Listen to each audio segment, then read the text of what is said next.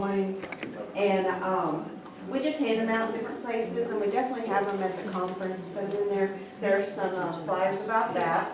Young Writers is still going on, as we said, handouts, and then on-the-wall contest for the conference. Oh, got that. We do have a flyer for that. If you do sign up for the conference, you want to submit your first page, there's information there too, as far as that. And anybody, it's not just, the on the wall is not just for members, that one's actually for anybody that signs up for the conference. The gigabytes are for paid members.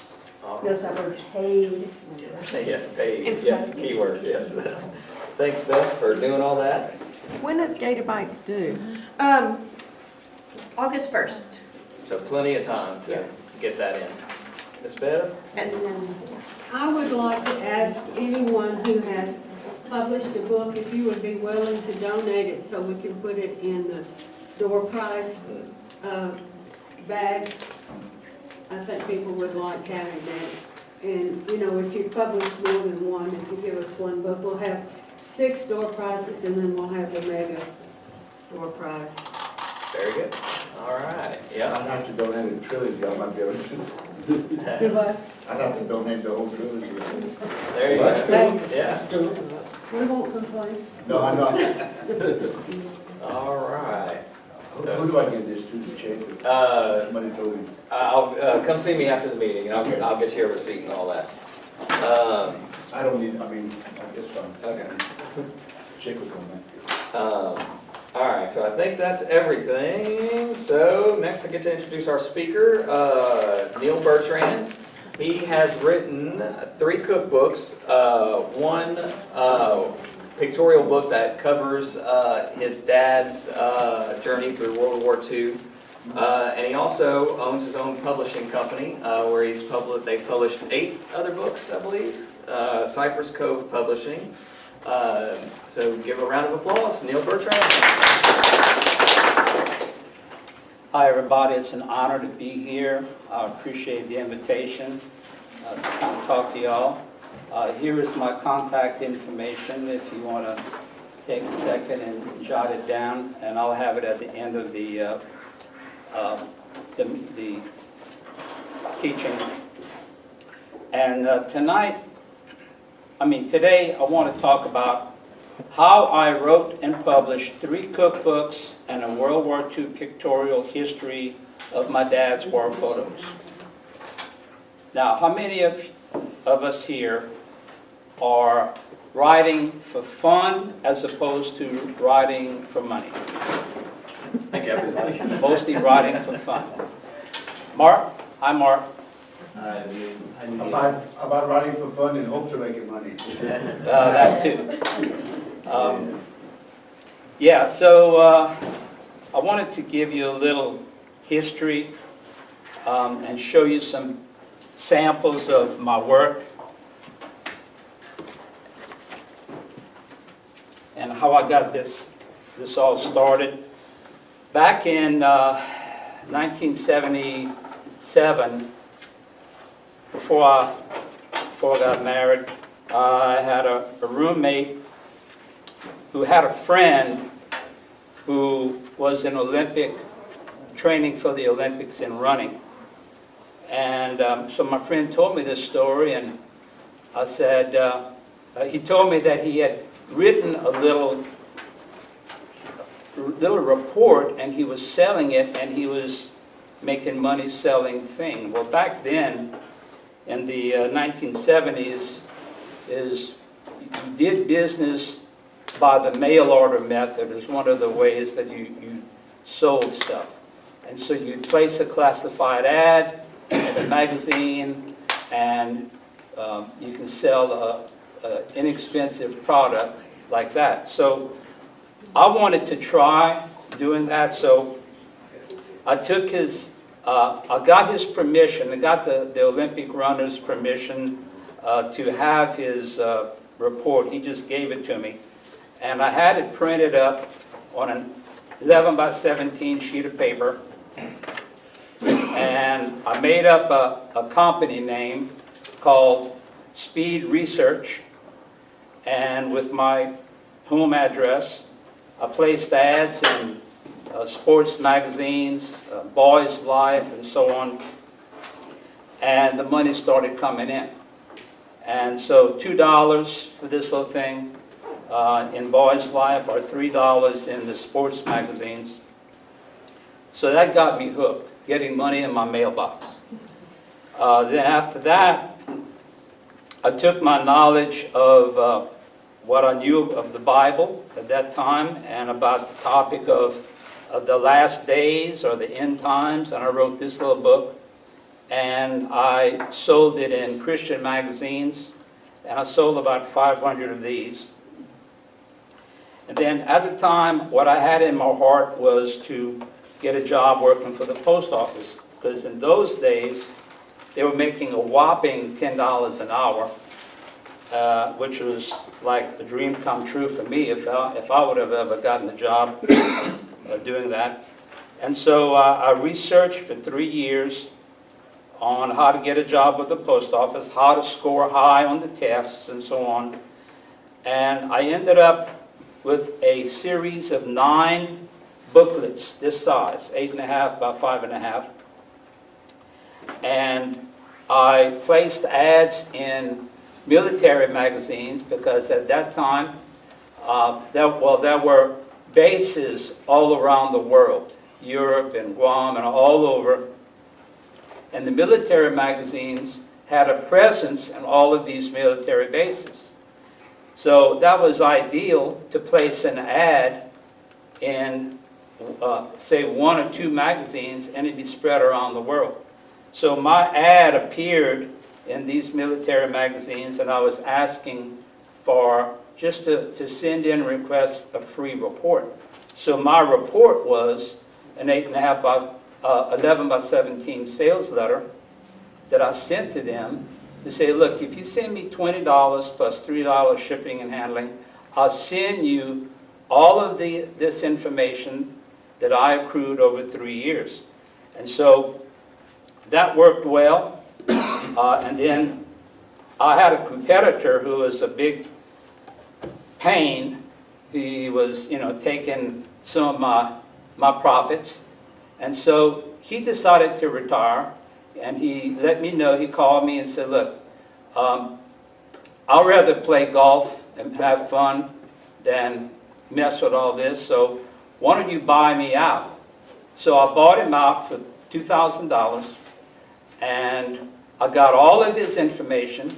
I combined his information with my information that I had in these little books, and I made one book, 8.5 by 11, 170 pages, and I sold this for $20. I had also sold this the set of 9 booklets for $20, so they were getting more information for the same amount of money. Okay, so that was fun. That lasted about 6 years.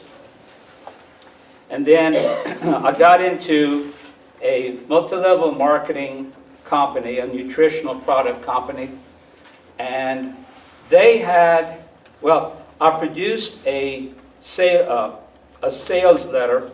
This is 16 pages, about 8 by 10, printed on a newspaper press called newsprint. And so this is all black and white interior. So I sold this sales letter for $1. And I ended up, over a period of, I think, 3 years, I sold 140,000 of these things here.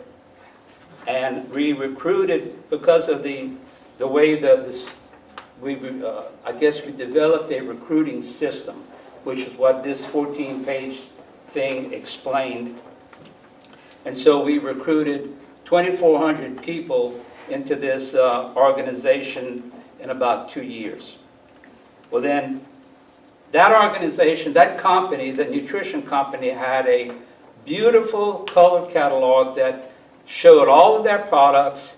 The only thing is, the beauty of it cost $5 per catalog. Well, that wasn't in line with what my vision was. I wanted tons of people to have the catalog.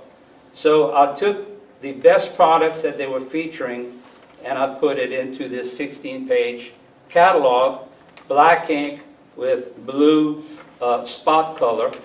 By the way, these cost me 10 cents a piece. Okay, but I had 10,000 printed at a time on a newspaper press. So each of these cost me 10 cents. I sold them for 40 cents. And to show that I made waves in the company, I was featured on the front cover of Opportunity Connection magazine. So anyway, that was some fun times. Then I got out of that. I went to work for a local publishing company in Lafayette, and I worked there 11 years, and I helped my boss to publish 16 books and 40 magazine issues over a period of 11 years. So I had on-the-job training. I learned what to do, and I learned what not to do from his experiences that he went through. And so let's get started. Intro, how to start. Well, you have two options. One is POD, which means print on demand. You can have your book, once you have it all ready, you can do it by print on demand, or you can do it by offset printing. The first book I did, Jeremy, can you get the color book? And the first book I did was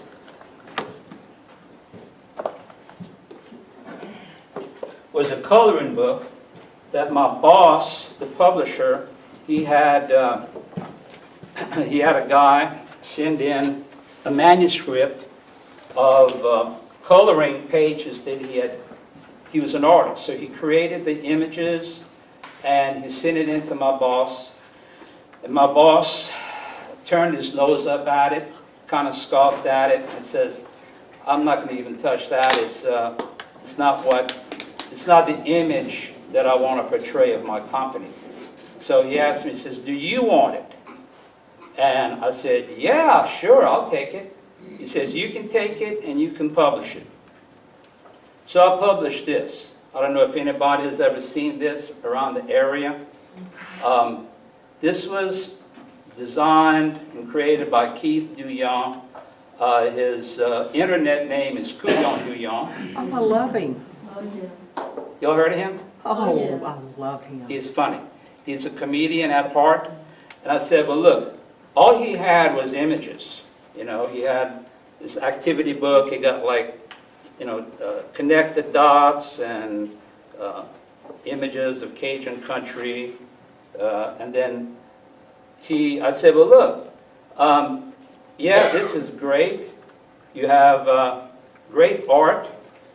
But what I need you to do is I need you to describe this, put a caption to these images. So he did. Louisiana egret wading in the swamp, having fun in White Lake. So crawfish making étouffée, At first he had crawfish making of something else. I said, well, that's not going to work. And so he wrote funny captions. Sometimes they're funny. He wrote captions, and what I did, I had them translated into French. So the book turned out to have English and French captions and English and French page numbers, so that the kids can learn how to count to 30 in French. And this, I sell this for $4.95. So, and I've sold about 15,000 of them, I guess. Then after going through that experience, well, I started my publishing company, Cypress Cove Publishing, when I did this book for Keith. So that was in 2001. And so I was able to put that book out around South Louisiana. I went from Lafayette to Sulphur, this area, up to Opelousas and Avery Island and around Cajun country. My next step was to create a cookbook. So have anybody seen this book, Down Home Cajun Cooking Favorites? No? This came out in, Jeremy, you have that, the original version? I wanted to show them. But I had this in an 8x10 size, and I sold that larger version first for a couple of years. Then I downsized it in size only to 6x9, and the original version was 56 pages. This is 104. And it has 140 Cajun recipes, and we've sold, in the original version, that's 8x10, we sold 50,000 copies. And then we sold a few thousand more in this downsized version. My next book was Rice Cooker Meals, easy, fast home cooking for busy people. Then my last cookbook is Slow Cooker Meals, easy home cooking for busy people. And so then after that, this is my war book called Dad's War Photos. This is my dad on the front cover. My dad went into World War II in 1943, and he took pictures wherever he went.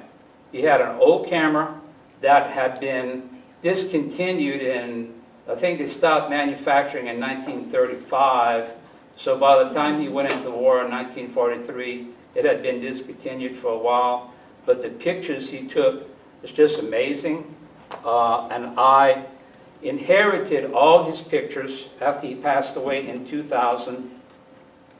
And the reason this book came about is that, the week before he died, I said, Daddy, I will take care of your Japanese war rifle and bayonet that he found in Manila, Philippines. And so that touched his heart. He said, really? You'll take care of it? And I said, yeah, I'll put it in a prominent place. And so years had gone by, 9 years had gone by, and I hadn't done anything to fulfill my vow to him. And then, so we started scanning the photos. So we scanned 800 photos, and with the intent of putting them in 5 different ebooks for the 5 different major categories of what he, like in the table of contents. So, we were working on that, on creating a 5 ebooks, and as I was doing the research, I had to do a lot of research on the World War II airplanes. He took about 100 pictures of airplanes, and so I had no idea what, the difference between a B-24 and a P-38, so that took 2 or 3 months of research. But what I wanted to tell you, I'll start off with this. How do you start? Okay, so you decide, well, what do I want to do? How do I want my book to look? Okay, next, educate yourself and read books about writing, about publishing, about your trade. This is your trade. This is for some it's a hobby and you're doing it for fun. Some want to make money out of it. I know Mark is making money. He's sold some books. So my motive has always been, how do I make money to support my family? So you have to have a motive. Why do you want to do it? What is your motive? To make money or to give away to family and friends? Okay. Another question is, does it matter? Who cares? Who will care about your book? So you need to match what you're writing with your market. If nobody cares, well, then you're doing it for fun. So the answer to who cares is when the customer walks into Barnes & Noble or Books A Million and sees your book on the shelf, they're going to ask, and here's the abbreviation, WIIFM. Does anybody know what I'm about to say, what that stands for? WIIFM? World War II? No. What's in it for me? So you need to be able to answer the question that they're thinking when they see this book on the shelf. What's in it for me? Why should I buy this book? Okay, so always keep that in mind. Okay, now, basics. The front cover must attract attention. For example, this book cover here, I was fortunate to have two people to create this front cover. One was a food stylist, okay? She is the one who got the ingredients, and she had the blue plate, and we bought all of the ingredients. She cooked an étouffée, crawfish étouffée, and doing that cost me quite a bit of money just for her service to style the dish. The second most important person involved in this was the photographer. He took this close-up.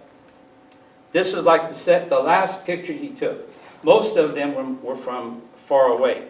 This was the last picture he took, and it turned out to be the best one because it's so realistic. I hear all the time people say, "This looks so good, it's like I can pick that crawfish up off the page." And so what you want to do is you want to have a cover that will attract attention so that when they see it in the bookstore, they'll pick it up. That's the first challenge. You need them to pick up the book. Then what's the next step they're going to do? They're going to turn it over to the back. On the back is where your sales pitch is. This is what's going to answer the question, what's in it for me? So they'll look on the back and they'll see, Down Home Cajun Cooking Favorites takes you into the kitchens of some of South Louisiana's best home cooks, etc., etc. Then I have a list of Cajun food dishes here. And so that is your back cover sales pitch. Now, basics. How do you start? Well, I like a document typed in Microsoft Word.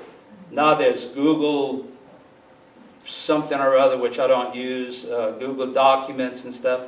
You can do that as long as it's basically an equivalent to Microsoft Word.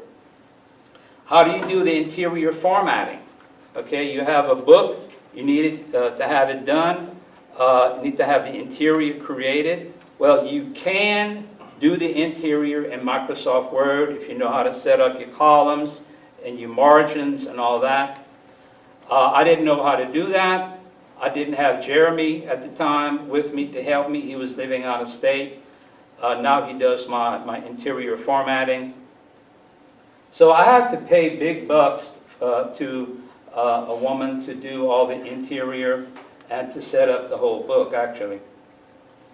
So you can do it in Microsoft Word, or you can use Adobe InDesign. You have to buy the software. You'd have to learn how to do it. Back then, I needed a merchant account. Okay, well, I want to sell this and take credit cards. Well, what's involved in that? Well, you got to go to your bank, get a merchant account, all that stuff. Now, there's something called Square, and you plug it into your smartphone, and you can take credit cards. And Jeremy told me yesterday that you don't need a merchant account to do that because it hooks up, the money goes straight into your bank account. So if you're doing a book, there are different styles that you can use. My former boss, he used the AP style, Associated Press, because he was a journalist. That's what he was used to. But I was told the correct style manual is the Chicago Manual of Style, and they have been around for a very long time. Now, as a hint to you, it would be in your best interest to learn keyboard shortcuts for your computer. Does anybody know what I mean by keyboard shortcuts? Okay, a couple of y'all do. For example, when I say Control A, what does that do? Copy everything. It highlights the document. Okay, Control, when you press Control, then hit C, that copies it. Control V, that pastes it into another document. Alt Tab, if you press the Alt button and the Tab button, that will allow you to toggle back and forth between screens. And there's a whole bunch more. A big time saver that we learned at the former place of employment was if you get a document, a Word document, and it's typed all uppercase, the only choice we had was to go in and retype it into normal upper and lower case. Until we found out that if you hit Shift F3, it'll change from uppercase to upper and lower. If you hit it again, it'll change to all lowercase. So that was a blessing to learn about that. So this is all part of education, okay? So, like I said, this was an 8 by 10 size first. You have that 8 by 10? I brought it, it's in the box somewhere. The 8 by 10 size, we created that one first, and we sold 50,000 locally. And by locally, I mean South Louisiana. I would suggest one of the first things you do is write the back cover blurb first. Write a synopsis first, and then write your contents page, your table of contents, and that will help you get an idea of, that will give you an idea of what your book is about, how to start. This was the original size, okay, compared to the 6 by 9. So if you can write your table of contents, know what your basic outline, your basic skeleton of your book will be, you will have an idea of how to flesh out your sales pitch. What kind of sales pitch do you want to promote your book? And you will need at least a 700-word description to go in books in print. Okay, so books in print, when you're getting ready to do your book, you, well, like for me, because I'm a publisher, not just an author, I'll go to myidentifiers.com. That's the books in print website. And you will, first of all, you have to buy your ISBN numbers. Anybody know what an ISBN number is? Okay, 2 of y'all. The ISBN stands for International Book, International Standard Book Number, and it goes in the bottom right-hand corner of the back page. So you buy your ISBN. You can buy one for, I don't know, $125. What I did was I bought 100. That was $650. So that ended up costing me $6.50 each, as opposed to $125. So, so you write your contents page, you write your sub-contents page, meaning if you have a contents page of, I did that with, I think, the Slow Cooker book. You have basic categories, and then you have some subcategories, like, okay, under meats and poultry, I have beef, chicken, pork, steak, sausage. That would be a sub-content. All right, so then you break it down, you break your book down into front matter and back matter. The front matter, normally, traditionally, in the front you would put the acknowledgments page, but it has been recommended that go in the back because you don't want to hinder people. They want to open your book and start reading it, and they don't want to be bogged down with a bunch of people that they don't know about. you need a foreword. And what helped me with this book is my food stylist was also a journalist, and she used to work for Better Homes and Gardens and so on and so forth. And so I have down at the bottom, foreword by Sandra Day, former food editor for Southern Living, Better Homes and Gardens, and the Times-Picayune. Dropping those names, dropping those titles that added prestige to my book, thinking, oh, he wrote a good book, just by reading these names down at the bottom. So that's your foreword.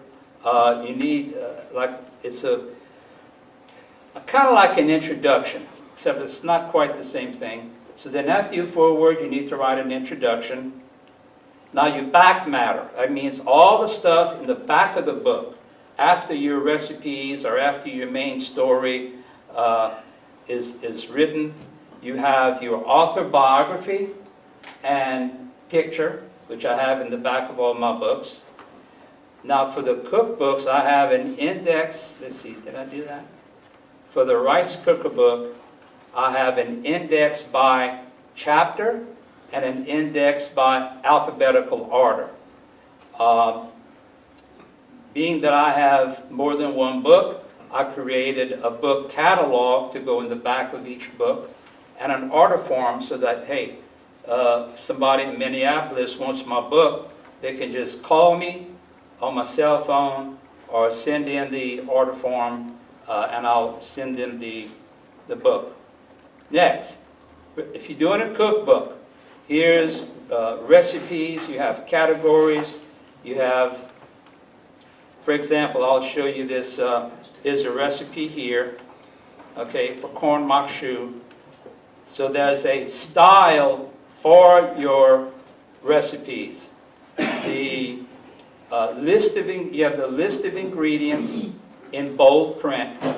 Then the instructions are below that. So let me show you what I'm talking about. Here's your list of list of ingredients. Okay. Start with 1/4 cup chopped onion, and you end down at the bottom with a pinch of sugar. So all that's in bold. Then here's your instructions, how to do it. Well, you saute your onion and celery and all. Okay, so the first ingredients in the description, in the instructions, has to be what is listed in the ingredients section. Okay, so most of the time when you look at a recipe, the ingredients are not in any particular order. They're all jumbled up. So that's the correct way to do it. So I recommend write your description first of how do you do it, your instructions. Okay, then the first, you take it in order. So you have onion, then you have celery, tomatoes, and all that. So that is what is added into the onion, celery, oil, and all that. There's a typical way to do it that makes sense. All right. So while you are creating your book, while you are working on your book, you're getting ideas. Okay, you think, oh, I could do this, or I could do that, or I don't want to do this. Well, and then you're going to have, once you get toward the end of the process, you're going to have some corrections that you want to make. You want to change things. So what I do is I start a file. I'll start a file called corrections so that all changes and corrections can go into that Word file. Next, you start a file called book promotion ideas. These are ideas that you can create to make flyers, ads, videos to put on YouTube, your social media strategy. Key people. You have to have key people in your realm of influence, in your circle, that you can bounce ideas off of. And these are the same people who can review your book and put up a good review on Amazon and Barnes & Noble's websites. And so And while you're thinking about all these things, you need to think about your local media. If you have a local newspaper, a local radio station, get your local newspapers involved. Well, this is what I did. When I came out with the rice cooker book, I cooked a meal in the rice cooker. I forgot the name. It was a pasta meal. And I cooked that, and the guy from the local newspaper in Lafayette, he came and he took a picture of the dish, and they created a feature story. So it promoted my book, it promoted me, gave me some exposure. So I cooked a meal, the guy came to do a photo shoot, and they did a feature story. Radio is another good one. You'll have radio stations here. What I did was I cooked the jambalaya, and I brought it to my KPEL radio, which is basically a talk station, talk radio. And so I had met the hostess, and I told her, she says, I heard you wrote a book where you can cook a meal in a rice cooker. I said, yeah. She said, that is so cool. And so, boom, we became friends. She fell in love with me. Who wouldn't, of course. And so she said, hey, I want you to come on my radio program. And so I said, well, is it okay if I bring a jambalaya for you all to taste? Oh, that would be awesome. So I cooked the jambalaya. I got up early, cooked the jambalaya, brought it to the radio station, brought them each a little bowl to put it in, and we were on a commercial, and they were starting to eat, and then they went on the air, and they were tasting it and going, ooh, ah, and her partner was sitting across from her, and she was saying, oh, Ken, isn't this the best thing you've ever had? And they were oohing and eyeing, and we had some exposure that way. All right, so y'all could do the same thing for whatever you do, whether it's a novel or cookbook or whatever. You can do something to get the attention of the public to like what you're doing. Go to your website. You should have a website. You need to post some blog posts on your website. Be active in social media.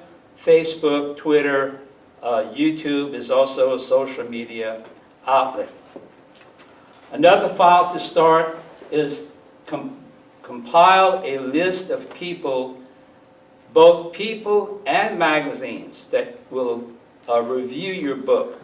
Now, for example, in the literary world, we have magazines like Library Journal, Kirkus, and others that will review your book, write a review, and publish it in their magazine. How else can you publish something? You can't really publish anything until you spread the word, which means, publish means spread the word. And the best way to do that is, first of all, get Library Journal and all these important publications that review books. Create a news release, press release, and get that out to them. But it has to be out, say, 4 to 5 months before your publication date. After the publication date, it's iffy. All right? All right, so next slide. Technicalities. Okay, do you want to start a publishing company like I did, or do you just want to fly under the radar and sell it, from the back of your car, etc.? Do you need a logo? Who's going to create a logo for you?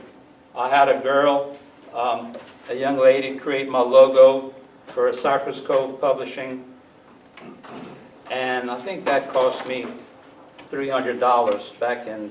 It's kind of small, but I have a logo here. My logo always appears on the title page of each book. So, and then being that I started a publishing company, I had to register my name and company and logo with the Secretary of State. Do you want to do print on demand, or do you want to do offset printing? Well, like I think I mentioned, I printed the Down Home book, Down Home Cajun Cooking. I printed this 5,000 at a time. because I got the best price. $5,000 enabled me to get this down to about 90 cents to $1, probably $1 including shipping.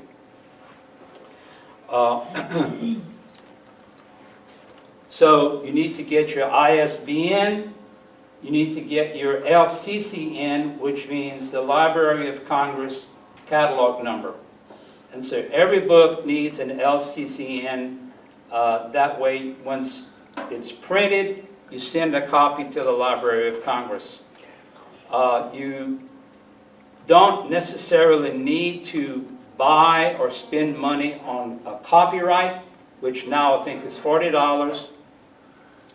I did at first, but according to the Copyright Act of 1976 or 77, once you have your copyright page in your book, all right, and it says copyright, you know, either Cypress Cove Publishing or the author name, you're protected. All right, that way you don't have to spend $40 for that. Now, will you sell your book in supermarkets? Will you sell it in Walmart? Well then, if you do, you need a UPC code, which is Universal Product Code, and that would go here on this side. And I did that for this book here, because I was selling in Rouse's supermarkets around South Louisiana. So I have a UPC code right here. You walk into the back of the store to the receiving department and they scan that and it goes automatically into their inventory system. All right, front and back cover. So like I said, this front cover of this book involved a food stylist and a photographer, which was $500 for each, which turned out to be, of course, $1,000 just for the front cover. The back cover, I needed a photo for this, so what I did is I called a friend of mine who did work for my previous employer, and he said, sure, I have a wonderful cover of, he took this at a restaurant, local restaurant, a seafood platter. So he said, look, you know, just give me $100 and you can use it as long as you want for the rest of your life. So that was a good deal there. You could also use stock photography. You can go to places like Pixabay, Pixabay, Pixabay.com. You can pick out stock photography that is totally free, royalty-free, period. Say that again, what is it? Pixabay, Pixabay.com. I already covered myidentifiers.com. That's where you go get your ISBN and register for for books in print. All right, write a synopsis. I covered this briefly earlier. Write a synopsis of your book, 350 word max. That synopsis will go in your books in print book page, all right? So in the synopsis, you want to tell them why they must buy your book, why your book is so good that they have to buy it, and what happens if they don't buy it. In other words, make them feel the pain, the fear of loss. If I don't buy this book, I'm going to lose out on ABC, XYZ. All right, so now let's move on to my next book, Rice Cooker Meals. Well, this book I started it, let's see, I quit my job June of 2005, and I started working on it then. I finished it by Thanksgiving. So that was pretty intense working on that. Since I had no income, I had quit my job with no income, and so I had to hustle and get this thing out. And so it was out, and I had had surgery the week before Thanksgiving, and so I was kind of like out of circulation for all during Christmas, all during December. So January, I hit the road with these books, and I started selling these books. Now, rice cooker book. My son, Stephen, my youngest son, moved down from Missouri to live with me, to help me with this book. And he and I both kitchen tested these recipes. There's 60 recipes in here. We kitchen tested them because you have a new way of cooking. You're cooking in an electric pot, and this is a picture of my rice cooker that we used. It has a stainless steel inner pot. But anyway, Stephen came down. We were creating recipes on the fly. Okay, what do you think will work? And so what I did is I found recipes. I found casserole recipes that you cook in an oven. And I figured, well, okay, you have all of these different ingredients in the casserole. What would happen if you take these same ingredients and put them in a rice pot and add water and see what happened? Well, man, it came out great. There was some, things that didn't work out too good, but what you do not do is you don't throw it away, put it in a big pot on the stove and finish cooking it. So anyway, he came down, he helped us. Now, these books here, this book here, for these recipes, I decided to put what's called a head note above the recipe. A lot of books have these, some don't. And so I went through all 60 recipes and created a little head note, meaning it's like this, what is this recipe about? Sometimes it's self-explanatory. Other times you say, well, look, the way we did this is such and such, chicken fried rice, and so on. Okay. So now, my first Barnes & Noble book signing, we cooked black-eyed pea and sausage jambalaya. That's the first recipe in my book. And the aroma, just when you're cooking it in a store, that's the beauty of this. You're cooking it inside a Barnes & Noble store, and the aroma comes out of that rice pot because it's boiling, right? And it's pushing out the aroma. And people, before they even touched the doorknob to come in, they smelled it on the sidewalk. People at the far end in the back of the store, they smelled it over there. So everybody's getting hungry. Everybody was wanting to know what's going on. Where's that wonderful aroma coming from?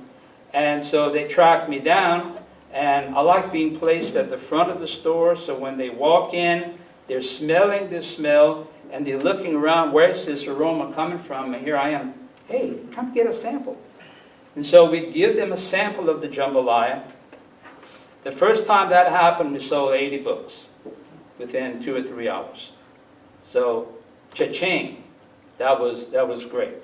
And of course, Barnes & Noble loved us because we were helping them prosper. Okay, so we sold 80 books there. Next one, it's a crowd favorite. I used two crowd favorite recipes. The first is the black-eyed pea and sausage jambalaya. The other one is chicken fajita stuffed potato. How many people have ever had a stuffed potato? Okay, most of you. Yeah. Well, I decided, well, look, you have you can get a stuffed potato at a potato kitchen. How can I duplicate that flavor, that taste in a rice cooker? So I came up with the chicken fajita stuffed potato, and I came up with a chili and cheese stuffed potato that you can cook in a rice cooker. Now, my most recent discovery is you can cook sweet potatoes in a rice pot, put 1 inch of water in the pot, cook it for an hour, and it is fork tender, and the skin falls off after an hour. And you can do that with sweet potatoes or Irish potatoes. Now, slow cooker meals, my third cookbook. We have 125 recipes, 17 desserts. For example, would you ever imagine that you can cook chocolate peanut clusters in a slow cooker? No, nobody has ever thought of that. Well, I create a batch of, well, the way I did it for years, I created a batch of chocolate peanut clusters in the slow cooker, and I would bring them to these book signing events and give out the chocolate, and I'd ask them. I'd ask the people who came by, hey, would you like a sample? No, it's okay. And they keep walking. I say, it's chocolate peanut clusters cooked in a slow cooker. Say, what? And it stops them in their tracks. And so it creates a wow factor. What? In a slow cooker, that's what they say. In a slow cooker? Yeah, I cooked it in a slow cooker. And now what I started doing, I started leaving out the peanuts. So it's just, I say, homemade chocolate. Would you like some homemade chocolate made in a slow cooker? And so for this book, I had people with, well, also for the rice cooker book, but this one here, I had credible people with the LSU Ag Center. They have homemakers clubs around the state. I asked the LSU Ag Center people if they could get their homemakers clubs to test my, well, to donate family favorite recipes. And so for this book, this is mostly comprised of family favorite recipes from the LSU Ag Center homemakers clubs. And what I also did was I took 27 recipes from my rice cooker book, cooked in a rice pot, and I converted them to work in a slow cooker, which to cook it in a slow cooker, you need just a little bit of water, so you had to experiment with the water level. So I gave out samples of homemade chocolate at events, and I always do that, and we had an event at the, at the end of October, the Louisiana Book Festival in Baton Rouge on the Capitol grounds. We were under a tent, there was thousands of people, and we sold probably 20 books, 20 of this. We had all our books there, but we, it was a prosperous day. We did really well. All right. Now, on to Dad's War Photos. This book contains 420 pictures that my dad took, also images of souvenirs, Japanese money, and so on and so forth. So this book, this is the book that I inherited all these pictures. And so let me read this. This all started because of a vow I made to my father a week or two before he died in 2000.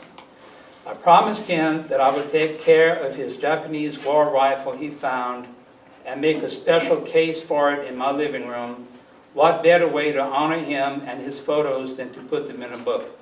And on that, if you look behind you on that presentation board, I have a picture of me in the backyard holding the book, holding the rifle and bayonet in my hands. So I honored my father and I fulfilled my vow by placing his war rifle in high esteem on that presentation board for the whole world to see. Plus it's inside the book here. This book here was a major 3-year challenge. I had to research warplanes for months because I was clueless about what the names were. And a lot of these pictures, there's about 80 pictures of warplanes in the book here. And he took 14 different categories of planes. B-24s, B-25s, P-38s, and on, 14 different categories. So I made 14 different chapters in the back of the book for each plane. So I scanned, Jeremy and I scanned all 800 photos back in 2009. It was at a low resolution because we had no idea what we were going to do with it. So then we bought a photo scanner. Then we had to rescan them at a higher resolution. So at the time, we had only photographs. We had some captions that were on the back of the print. He wrote, most of the time, he wrote the country he was in and the month and year, which, thank God for that, because that was the only way that I could proceed. So, but we had only photographs and some captions. We had no dialogue, we had no drama, we had no adventure. So I was going to make 5 ebooks with only photos, and that would have been fairly boring, so I was in a bind. And I prayed to God for a miracle. So I had the thought to call my friend's father. Her father was in World War II. In the conversation with this old man, this World War II veteran, he suggested that I call a friend of his up north, Indiana somewhere, I think. He was an expert on the war, so I did. I called the man out of the blue, and we had a good conversation, and he said, by the way, you do know that you can get your father's battalion's whole journal of the war, right? No, I did not know that. So he told me who to call, Maxwell Air Force Base in Alabama. I bought the entire 3-year journal of the war, the 3-year journal of Daddy's battalion, which was the 863rd Engineering Aviation Battalion.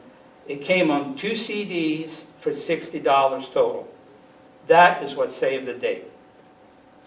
So I got the 2 CDs in, and it took me quite a while, probably a month, I'd say, to read the whole 3-year journal. And being that it was in PDF format on the CD, I was able to highlight it and copy and paste it into a Word document. So I created, because of this journal, I was able to create a timeline. I traced his steps from the time he left home all the way to war and back home. And so that is what really saved the day and added the adventure. There was a lot of stuff I didn't know that he experienced. He never did say, Neal, have a seat. Let me explain to you my time in the war. Let me explain to you what I did. That never happened. But every time I asked him a question, if I would take his pictures, they were in 3 photo albums. If I take his pictures and go sit at the table and look through his pictures and I had a question, I'd ask him and he'd answer my questions. So I learned a lot, but I didn't learn the whole thing. Now, another open door talked about a foreword earlier, right? Well, I wanted a foreword written by a World War II veteran for this book. And I had another open door to get in touch with a man who was a Bataan Death March survivor. Anybody ever heard of the Bataan Death March? Okay, good. He survived the Bataan Death March. Bataan is like a little peninsula in a part of the Philippine Islands. The day after D-Day, the Japanese invaded the Philippines. They captured a whole bunch of people, they killed thousands, and they took this man, his name is James Bollock from Lafayette. They took him, and he ended up in Manchuria, China. And he was there until the end of the war. So that added some credibility also to have his name in the bottom of the front cover. So then what I also did was I added a glossary of military terms in the back of the book. Because you're reading the journal, and it's written by an officer. The officers were required to take copious notes, very detailed. If there was a Japanese plane that flew over to drop bombs, they noted the time of the air raid when the alarm went off and when it was over with. They added how many truckloads of gravel they had to put at a certain part of the compound. And so that's what was in the journal. A lot of notes, and of course it also adventurous stuff of like when they came upon the island of Biak, the Japanese were already there 2 years preparing their reinforcements, and it was not a pretty sight. And so, moving on to the next slide. Once your book is written and edited, okay, this book, once it was written, it was edited by 2 editors. I sent the manuscript to World War II experts to read it and write a review. So this was invaluable because the bulk of the book was written, but it was probably maybe 6 months before the book was published, I finally decided on a title and subtitle. I knew it was going to be called Dad's War Photos, but I didn't know the subtitle. I ended up with Adventures in the South Pacific, which is pretty accurate. So I sent it to the people who helped me identify the planes. I asked them to write reviews, and so I took the top 3 reviews and I put them on the back page, on the back cover.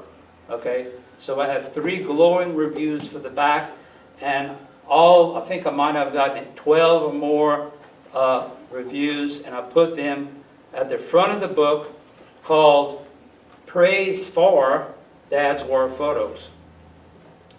So you can put bragging rights there of what these people think.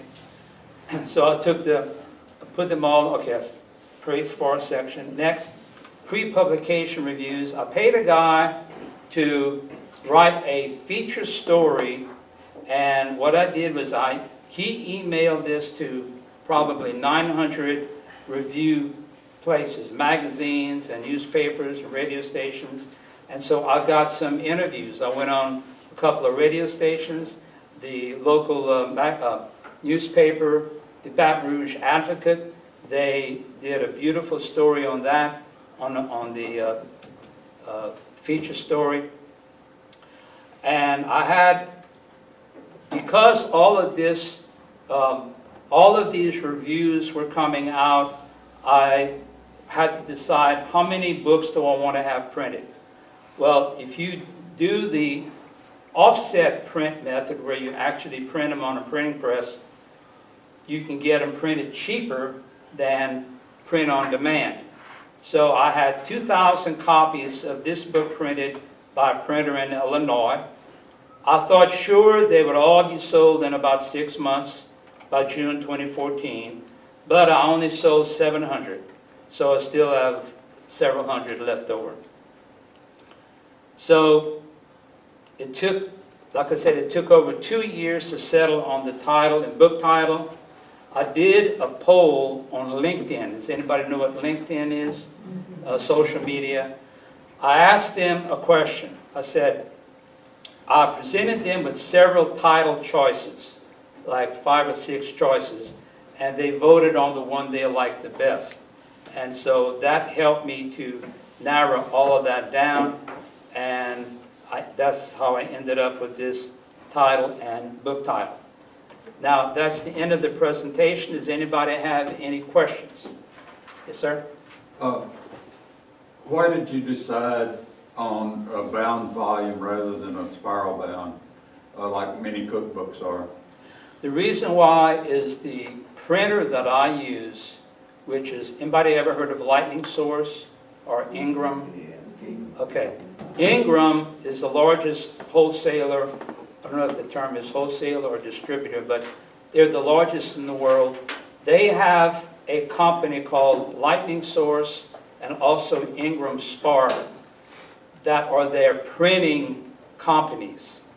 So at the time, Lightning Source did not create that type of a binding. It's very labor intensive, and the way they do it on the digital presses, you can print a book in an hour.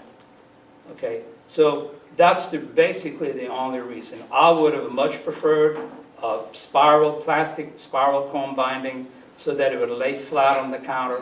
That's what you would like about it, right? Right. So that's the reason why. Yes, sir? You said the lighting source of the other was Ingram what? Spark. Spark? Yeah, S-P-A-R-K. Yes, ma'am? Your World War II experts, how did you get them? Was there a certain plan, like you knew these people? No. Or what were your, Well, what was the inroad to get to them? How did you get there? Facebook. Okay, so you just, You know what Facebook is? yes. Okay. Of course, we had the photos already scanned and saved on my computer. If there was a photo that I needed help with, what in the world is this plane? Okay? I posted it on Facebook, and I said, if there are anybody who know about World War II planes, could you please explain to me what this is? And so the people started responding. So I kept a record of these people, and it made it easier the next time I had a mystery I needed solved of, hey, let's do it again. There's a boat, picture of a boat in here that people thought was a Higgins boat. You know what a Higgins boat is? That's what was used in the Normandy invasion. Well, the boat was made in New Orleans. So we thought it was a Higgins boat, and that's what some of these people said, until I found out that Higgins licensed his boat design to different countries. And so upon closer inspection, there was an Australian flag on the side of the boat, and it was made by the Australian arm of the company there in Australia. So that's what it turned out to be. Any other questions? Yes, sir? At the present time, I'm really just writing for fun. I'm doing poetry, and I'm writing for fun. Right. But I'm finding that I'm experiencing some dryness because I'm doing it for fun. And the passion comes and goes. Right. But I'm also a World War II buff. I love it. I've been doing it for about 30 or 40 years, and I'm very intrigued by your book. Is the book available on ebook? Yes, it is. The book is available on ebook? Yes. Okay, On Kindle, if you go to Amazon Kindle, okay, type in Dad's War Photos. yeah. You'll go to my Amazon page, and you'll see Kindle is available, paperback and hardcover, That's okay. with the 3 different prices. Now, the plus, what I really love about the Kindle book, is you get a whole lot more bang for your buck, so to speak. And the reason why is I put links to vintage World War II videos in the Kindle book, so that if they're approaching the island of Biak, I searched on the internet for Island of Biak on YouTube, and I came up with 2 or 3 videos.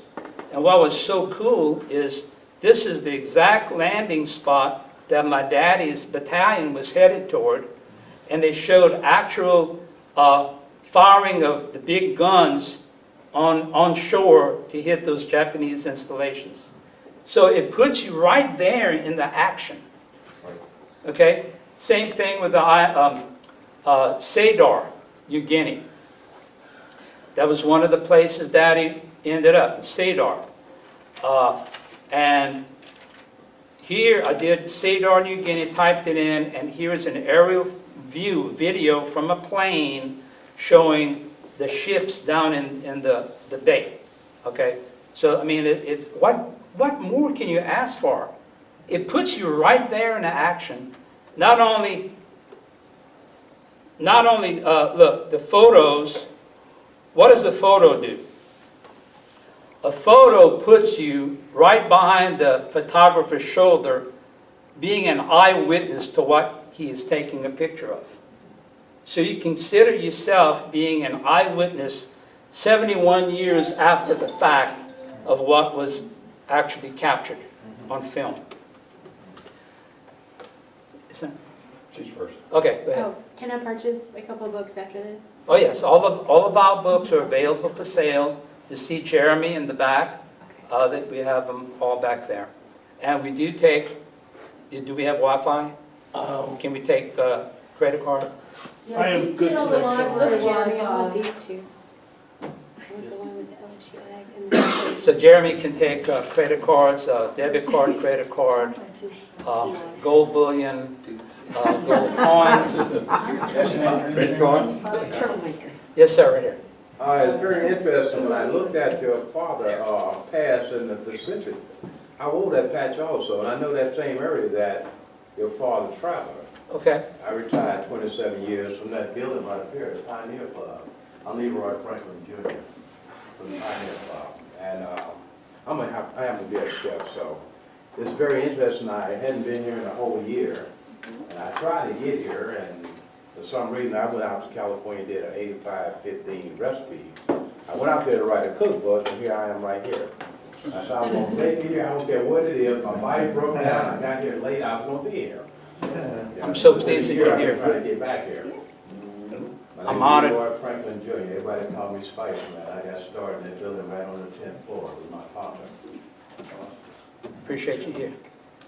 And did you, in your research, did you hear about the Marines maybe having a journal, unit journals available?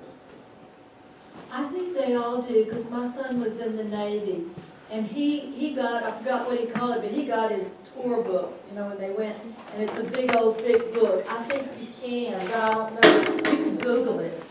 Well, my answer is that my dad was in the Army Air Force.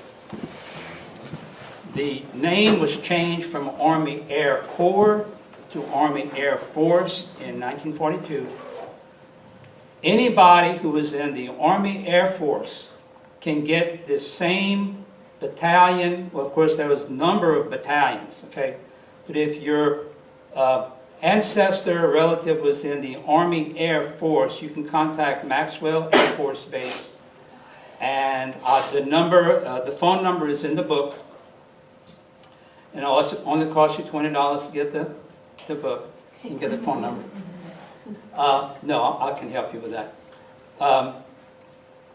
So anybody in the Army that was in the Army Air Force can get their their ancestors' whole battalion journal just like I did. Okay. Hopefully, the same applies for the Navy, Marines, and so on and so forth. So I don't know who you would talk to about these other branches of the service, but hopefully that their officers took good notes and made that available.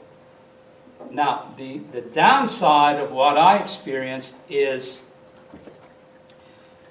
when, these documents that the officers typed, they typed everything on a typewriter, and they did not know the meaning of cleaning your typewriter keys with a toothbrush or something, and wherever you have a D, you would have a D with a big blotch where the round part is.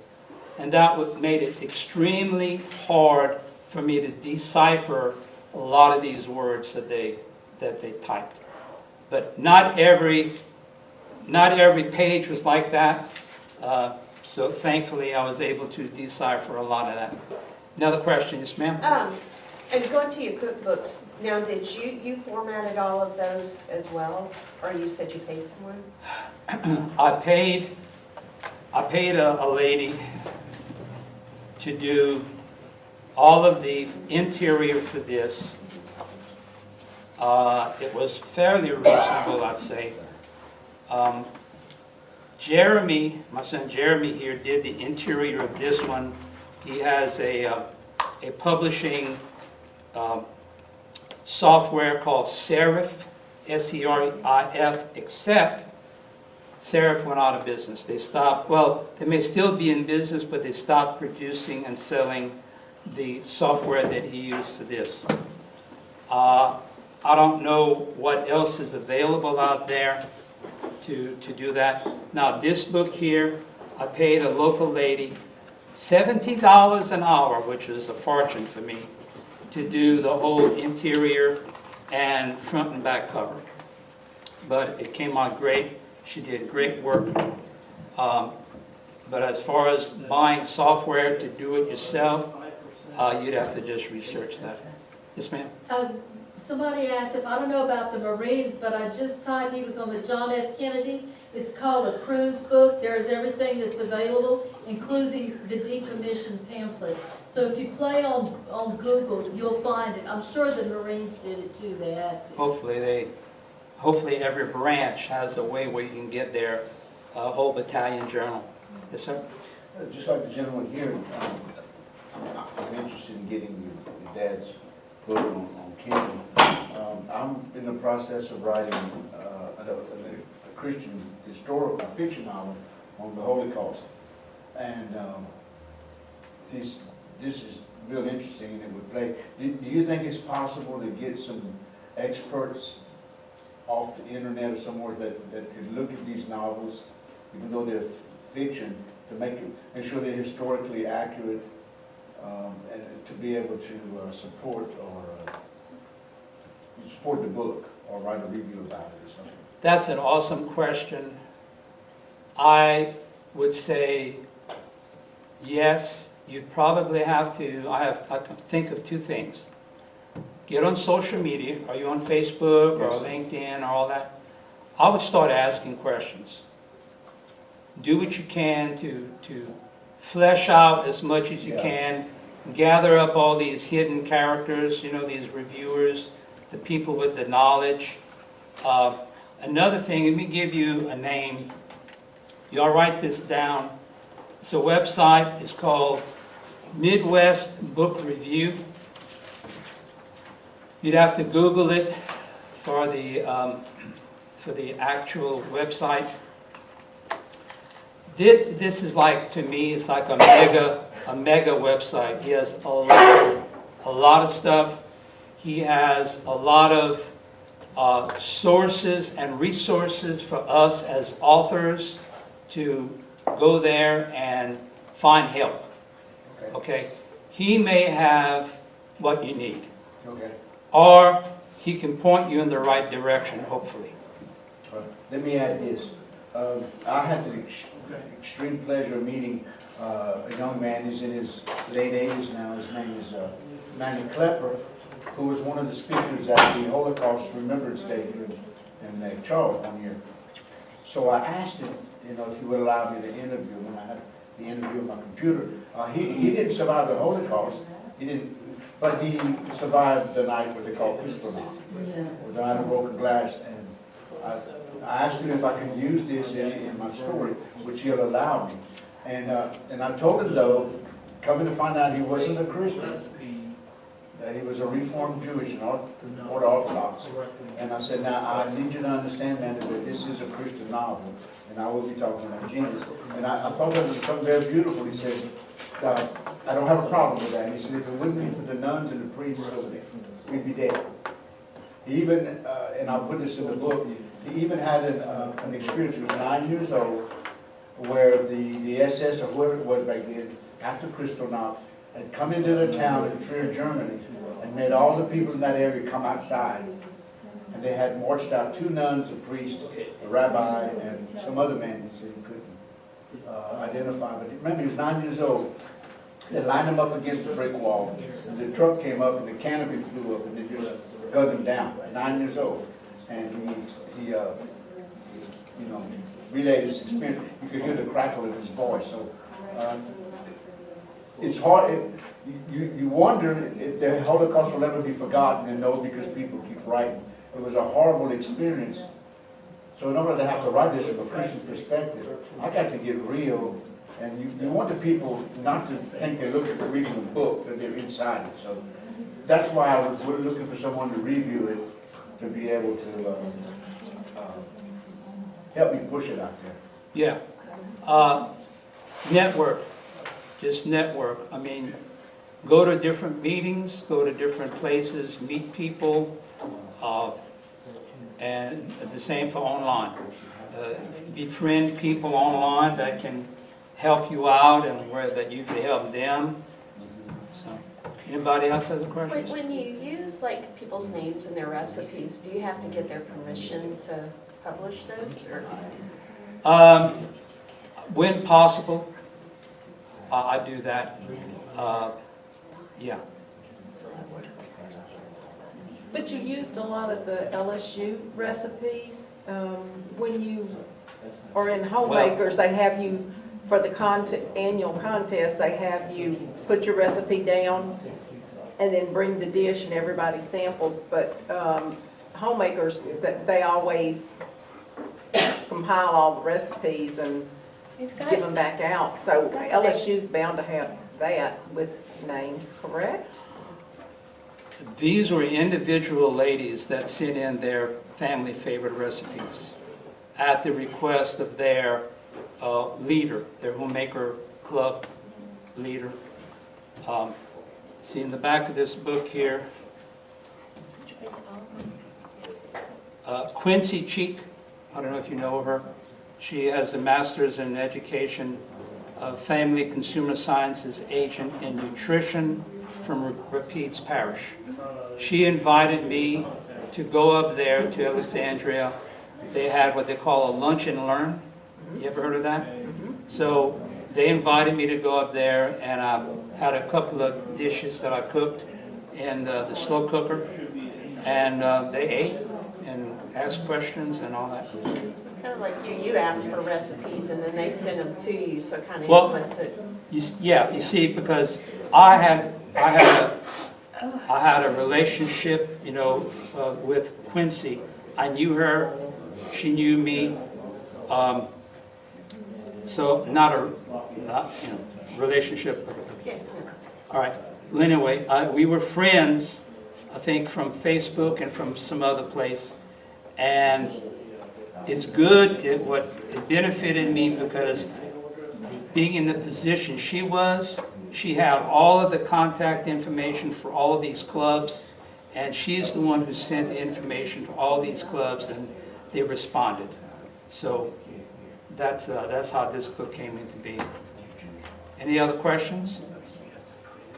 All right, let's give Neal a round of applause.